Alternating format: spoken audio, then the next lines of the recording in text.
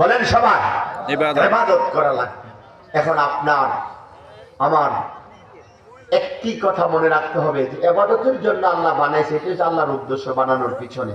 এখন আমরা কতটুকুন ইবাদত করছি, যদি ইবাদত সত্যিকার অর্থে করে থাকি তাহলে ফাদখুলি ফি ইবাদি ওয়াদখুলি জান্নাতি, জান্নাতে যেতে পারবো। আর যদি তা না হয়ে অন্যটা হয় তাহলে জান্নাতের আশাও করা যাবে না। কথা বলে ঠিক কিনা? জোরে বলে না ঠিক কিনা? তো সেই জন্যে আমি আমার আলোচনায় প্রায় সময় বলি এবং বুঝাতে চাই, ভাইরা আমার, বাবার আমার, এই দুনিয়া মস্ত বড়, খাও দাও ফুর্তি করে এই গান গাওয়ার জন্য আমরা পাঠাইছে না, আল্লাহ পাঠাইছে ইবাদত করার জন্য।